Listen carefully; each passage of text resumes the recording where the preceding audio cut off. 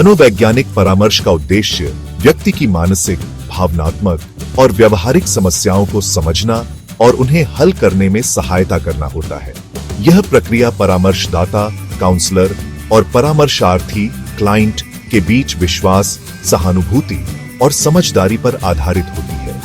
इस प्रक्रिया को नैतिक और प्रभावी बनाए रखने के लिए कुछ मूलभूत नैतिक सिद्धांतों का पालन करना अत्यंत आवश्यक होता है।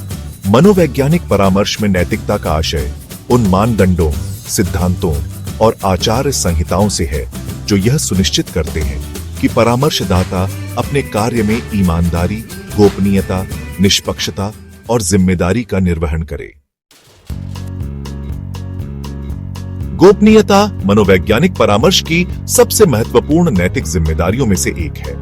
परामर्शदाता को यह सुनिश्चित करना चाहिए कि क्लाइंट द्वारा दी गई जानकारी बिना उसकी अनुमति के किसी अन्य व्यक्ति को न दी जाए।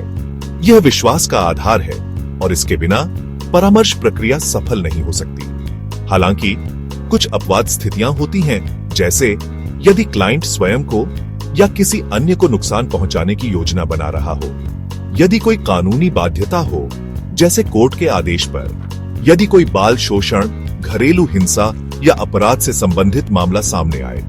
इन स्थितियों में परामर्शदाता को उचित संस्थानों को सूचित करना पड़ता है, लेकिन यह क्लाइंट को स्पष्ट रूप से बताया जाना चाहिए। परामर्श शुरू करने से पहले परामर्शदाता को क्लाइंट से सूचित सहमति प्राप्त करनी चाहिए। इसका अर्थ है कि क्लाइंट को परामर्श की प्रक्रिया, उसकी संभावित सीमाएं, गोपनीयता की सीमाएं, शुल्क और अवधि के बारे में पूरी जानकारी दी जाए और उसकी सहमति से ही प्रक्रिया आगे बढ़ाई जाए। सहमति विशेष रूप से तब अधिक महत्वपूर्ण हो जाती है जब क्लाइंट नाबालिग हो या मानसिक रूप से असमर्थ हो। ऐसे मामलों में अभिभावक या संरक्षक की सहमति लेना भी आवश्यक होता है। मनोवैज्ञानिक परामर्शदाता को अपने क्षेत्र में उचित योग्यता और प्रशिक्षण प्राप्त होना चाहिए। उन्हें अपने ज्ञान और कौशल का लगातार अद्यतन करते रहना चाहिए ताकि वे बदलते मानसिक स्वास्थ्य संदर्भों और समस्याओं को समझ सकें। यदि कोई परामर्शदाता किसी विशेष समस्या से अनभिज्ञ है, तो उन्हें उसे अधिक अनुभवी या विशेषज्ञ व्यक्ति को संदर्भित करना चाहिए। परामर्शदाता और क्लाइंट के बीच संबंध पूर्णतः पेशेवर होने चाहिए।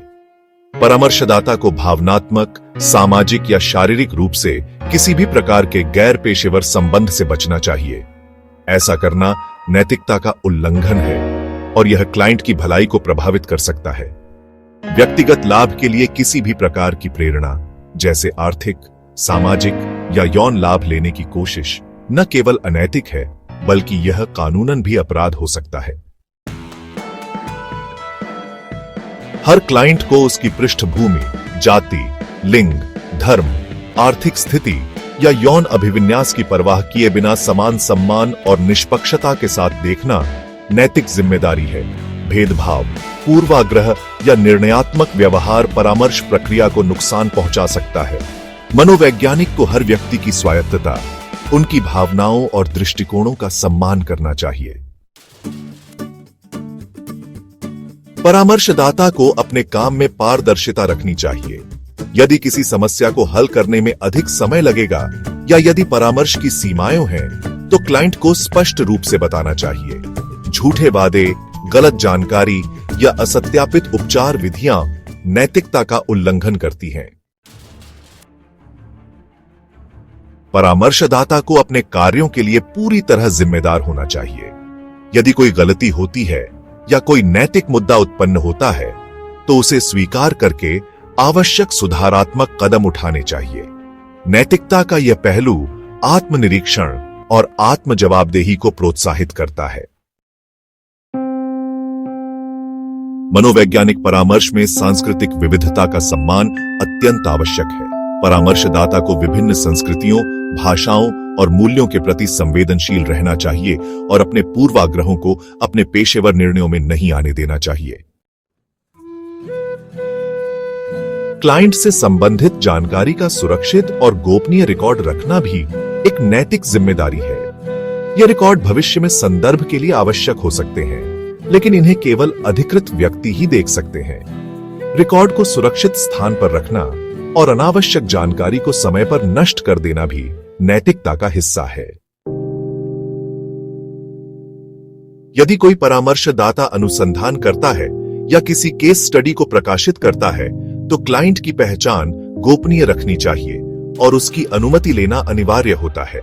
शोध में किसी भी प्रकार की जानकारी का दुरुपयोग या डेटा की हेरफेर करना घोर अनैतिक है। मनोवैज्ञानिक परामर्श एक अत्यंत संवेदनशील और मानवीय कार्य है, जिसमें नैतिकता की भूमिका केंद्रीय होती है।